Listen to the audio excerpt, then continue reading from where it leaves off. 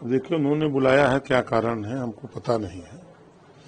बैठक बुलाया है तो उद्देश्य होगा कि भाई मदरसा बोर्ड में बेहतरी कैसे हो, क्या त्रुटियां हैं, क्या कमियां हैं और कैसे बेहतर किया जा सकता हो, इन्हीं सब बिंदुओं पर चर्चा होगी। एक और बड़ा अहम सवाल है, 69,000 शिक्षक भर्ती मामले पे शिक्षकों ने आपसे भी मुलाकात की थी, बातचीत हुई थी। मामला अब हाईकोर्ट से सुप्रीम कोर्ट पहुंच गया। सुप्रीम कोर्ट ने हाईकोर्ट के आदेश पर रोक लगा दी है। इसी आदेश न हो, इसी के चलते वो शिक्षक प्रदर्शन कर रहे हैं। क्या स्थिति रहने वाली, किस तरह से देखते हैं? देखिए, ये शिक्षक भर्ती जो आज चर्चा हो रही है 69,000 की, हम 1986 से मंडल कमीशन, जो काका कालेलकर आयोग, मंडल कमीशन, तो मंडल कमीशन लागू कराने के लिए ये 27% रिजर्वेशन लागू हो, 15 दिन कचहरी पर हम लोग मान्यवर कांसीराम जी के नेतृत्व में 75 जिले में आंदोलन चला। ₹1 1 किलो गांव में मांग करके मंडल कमीशन की जानकारी देना और आंदोलन को चलाना। तब जब मान्यवर कांसीराम जी ने आंदोलन किया, तब वीपी सिंह जी ने मंडल कमीशन की घोषणा की, तो 27% आरक्षण पिछड़ों को लागू हुआ। उसी आरक्षण को लेकर के 69,000 शिक्षक भर्ती हो, चाहे 68,500 की हो, ये आंदोलन उसी बात का है कि जो 1932 में बाबा साहब डॉक्टर अम्बेडकर ने शेड्यूल कास्ट शेड्यूल ट्राइब्स के लिए रिजर्वेशन दिया और जो 1991 में वीपी सिंह जी ने घोषणा किया 27% रिजर्वेशन जो लागू हुआ,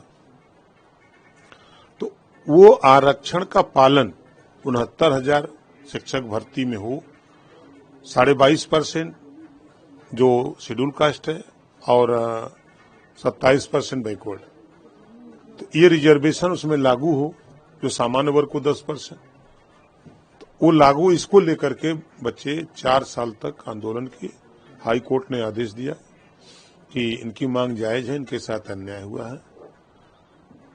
फिर एक दिन हमारे यहाँ बच्चे आए, सभी अभ्यर्थी, तो उसी समय मैंने चीफ सेक्रेटरी से बात की, फिर अवनीश अवस्थी जी से बात की, तो मुख्यमंत्री जी वहाँ अयोध्या में कार्यक्रम में थे, तो उन्होंने कहा कि गोरखपुर सुबह भेजिए, इन लोगों से मिला जाए। तो फिर मैंने जो नाम मेरे पास था तो उनको सूचना भिजवाई कि आप गोरखपुर जाओ, हम तो खाली नहीं हैं। तो वहाँ संभवतः लोग नहीं गए, जो 2 लड़के गए भी तो अपनी दूसरी बात करने लगे। तो फिर मैंने 8 तारीख को माननीय मुख्यमंत्री जी से अम्बेडकर नगर जो सभा थी उसमें साथ में थे, तो वहाँ मैंने उनसे चर्चा की, तो उन्होंने कहा कि ठीक है, 5 लोगों को कल 12 बजे लेके आइए, उनसे बात हो। तो मैं आया यहाँ, तो मैंने फ़ोन किया, तो उसमें एक लड़की प्रजापति थी, तो वो कन्नौज में थी, एक को फ़ोन किया तो वो अयोध्या में, एक को फ़ोन किया तो दिल्ली, तो उन लोगों का था कि 2 और फ़ोन किए तो वो लोग, एक उसमें से भी दिल्ली था, एक और फ़ोन किया तो वो किसी जिले में अपने थे, लखनऊ कोई नहीं था। तो लोगों का था कि दूसरे दिन टाइम लीजिए, हम कहे अब आइए, तब फिर मिलेंगे उनसे, जब आप लोग उपस्थित रहिए तब, चूंकि हमने वादा किया था, तो हम अपने वादे पर खरा उतरने के लिए कि कल को ये लोग ना कहें कि नहीं हम गए राजभर जी के यहाँ, राजभर मुख्यमंत्री से मिलाने की बात किए और वो मुकर गए। तो इस नाते हमने उन लोगों को फ़ोन भी किया, मैं खुद फ़ोन किया था, और उन लोगों ने कहा कि दूसरे दिन टाइम, हम कहे ठीक, आइए लौट के।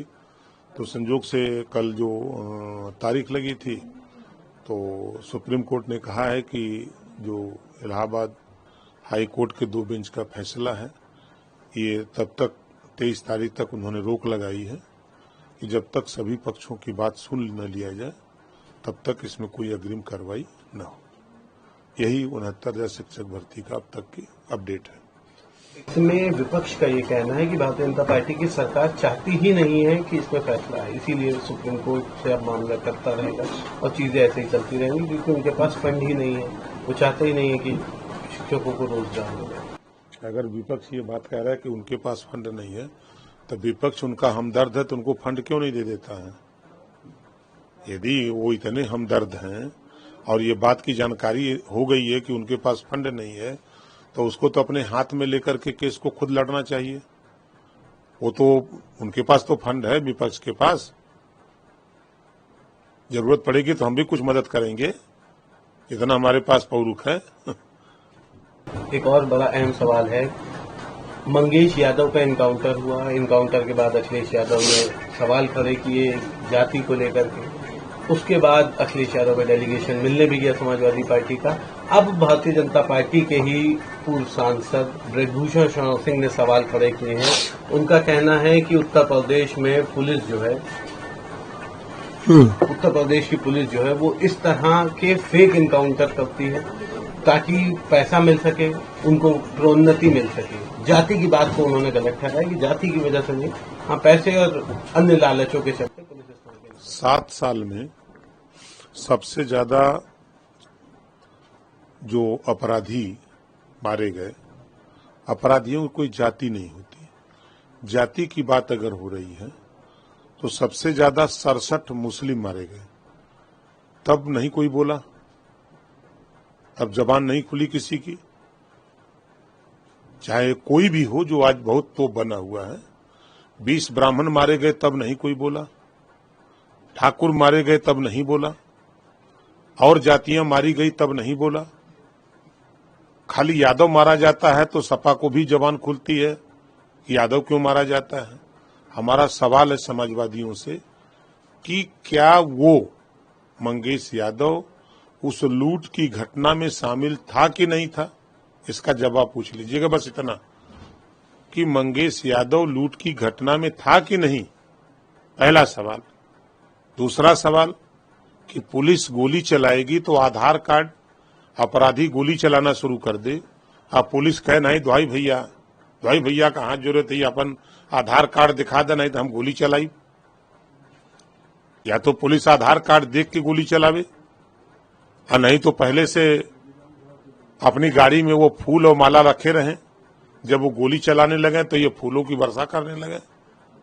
पुलिस अपने आत्म सुरक्षा के लिए, रक्षा के लिए, अपनी सुरक्षा के लिए पुलिस जब गोली उधर से चल रही है तो इधर से पुलिस गोली चलाती है, तो कोई गारंटी नहीं कौन मरेगा, पुलिस भी मर सकती है, वो भी मर सकता है।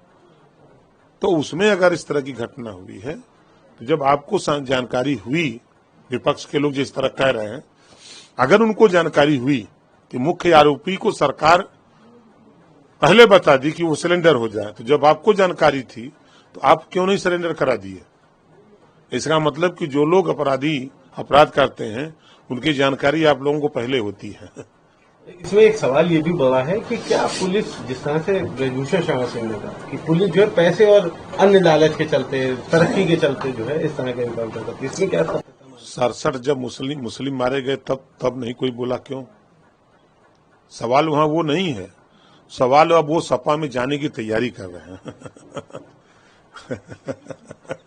एक और बड़ा अहम सवाल है, राहुल गांधी इस समय विदेश में हैं, विदेश में रह के वो जिस तरह से संघ और भारतीय जनता पार्टी पे आरोप लगा रहे हैं, किस तरह से देखते हैं? क्योंकि उसको ये भी कहा जा रहा है कि वो जब भी विदेश जाते हैं तो वो देश, बेरोजगारी और तमाम मुद्दों पर वो सवाल खड़े कर रहे हैं। ये कहा जा रहा है कि जब भी वो विदेश जाते हैं तो वो कहीं ना कहीं देश को बदनाम करने के प्रयास। 100% सही कहा जा रहा है कि जब भी विदेश जाते हैं तो देश को बदनाम करने की कोशिश करते हैं। अगर आरएसएस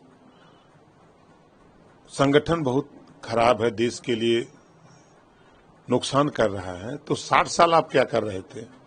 देश में और प्रदेश में आपकी सरकार थी तो आपने बैन क्यों नहीं लगा दिया? सत्ता से बाहर होने के बाद सब कुछ याद आता है। सत्ता से बाहर होते हैं तब आरएसएस आपको खतरनाक दिखता है। सत्ता से बाहर होते हैं तो पिछड़ों का हक नहीं मिला याद आता है, मुसलमानों का हक नहीं मिला, दलितों का हक नहीं मिला। जब सत्ता में थे तो आपने क्यों नहीं दिया? जब देने लायक थे तब तो आप नहीं दिए, और जब सत्ता से बाहर हो गए हैं तो भीख मांग रहे हो, चिल्ला रहे हो। तो ये दुमुहा सांप की तरह लोग हैं। जब पावर रहता है देने का, यही बात मायावती जी ने भी कही। उन्होंने कहा कि जब सत्ता में थे जातीय जनगणना के इन्होंने आंकड़े नहीं जारी किए, तमाम तरह की चीजें थी। आज ये विदेश जाकर ऐसी बातें कर रहे हैं, ये सतर्क हो गए हैं और ये आने वाले समय में आरक्षण को खत्म कर देगी कांग्रेस। कांग्रेस वो कांग्रेस है कि एक समय था कि कांग्रेस आरक्षण को खत्म करने की बात की थी, तो 118 शेड्यूल कास्ट शेड्यूल ट्राइब्स के सांसद जब राष्ट्रपति से मिलने के लिए अपना जाने लगे तो कांग्रेस ने बैक हो गई। कांग्रेस ने कहा कि नहीं, हम आरक्षण खत्म नहीं करेंगे और आप लोग राष्ट्रपति से मत मिलिए। ये वही कांग्रेस है ना। जब ये सत्ता में, मायावती जी सही कह रही हैं, जब ये सत्ता में रहते हैं तो सत्ता का जो चश्मा इनका होता है वो दूसरा होता है। सत्ता से जब हट जाते हैं तो चश्मा का पावर बदल जाता है। इन लोगों को जब सत्ता में रहते हैं तो सूखी घास भी हरी दिखती है, और जब सत्ता से बाहर आते हैं तब वो सूखी घास दिखती है। सत्ता में थे तो पिछड़े नहीं याद आए, दलित याद नहीं आए, अल्पसंख्यक याद नहीं आए, और सत्ता से बाहर होते हैं तो सब दिखने लगते हैं। एक आखिरी सवाल रहेगा। असदुद्दीन ओवैसी ने जिस तरह से वक्त को लेकर के विधेयक लाया जाए उस पर उन्होंने जो है बड़े सवाल खड़े करे। उन्होंने कहा है कि ये मुसलमानों के हक छीनने का प्रयास है। नहीं, उनको इस पे समझना चाहिए। वक्फ नियमावली में हमने भी थोड़ा पढ़ा, ज्यादा नहीं पढ़ा है, हमसे ज्यादा पढ़े हैं, विद्वान हैं। वक्फ बोर्ड अगर कह दे कि ये हमारी जमीन है जहां हम हैं, तो वो कल डीएम के यहां जाकर के एप्लीकेशन देगा कि हमारी प्रॉपर्टी इसको खाली करा दीजिए। इसी चीज का संशोधन, 3 संशोधन हो रहे हैं। इसी चीज का है कि अगर कोई वक्फ बोर्ड की संपत्ति जाके डीएम के यहाँ कहे कि हमारी ये खाली करा दो, तो उसकी जांच करा लें। जांच करा के क्या वास्तव में वो वक्फ बोर्ड की जमीन है कि किसी की निजी जमीन को, निजी प्रॉपर्टी को इन्होंने कह दिया ये हमारी है, और उसको नियम यही है कि वो कह दें तो वही माना जाएगा, कोई सुनवाई नहीं कहीं। इसी में संशोधन हो रहा है, तो इसमें कौन सी बुरी बात है? इनको तो अच्छी बात, हमारे हिसाब से तो अच्छा है। अब हो सकता है भाई वो वैसे ज्यादा विद्वान है, ज्यादा पढ़े लिखे हैं, उनको ज्यादा नुकसान है। अब आप बताइए कि कोई मुसलमान लेक्चरर हो और लेक्चर शुरू किया हो, नमाज का टाइम हो, तो वो लेक्चर छोड़ देगा, क्लास छोड़ देगा, जाके नमाज पढ़ेगा। जबकि इस्लाम धर्म में है कि आप अगर एक नमाज छूट जाती है तो दूसरे नमाज पे आप जाकर के उसको पढ़ सकते हैं। ऐसा मुझे जानकारी है, हो सकता है गलत हो, लेकिन ऐसा मुझे लोगों ने बताया है। ये कौन सा बुरा है? अगर क्लास चल रहा है, बच्चों को पढ़ाया जा रहा है, लेक्चर चल रहा है, तो उस लेक्चर को बंद करके जाके नमाज पढ़ना हमारे हिसाब से ठीक नहीं है। ये संशोधन हो रहा है तो क्या बुरा है? तो ये सब जो कुरीति है, देखिए इन लोगों को दिक्कत क्या है, मुसलमानों की जो महिलाएं हैं उनको हक मिलेगा, जो मुसलमान गरीब कमजोर हैं, पिछड़े हैं, उनको भी हक मिलेगा, और वो बेहतरी की तरफ जाएंगे।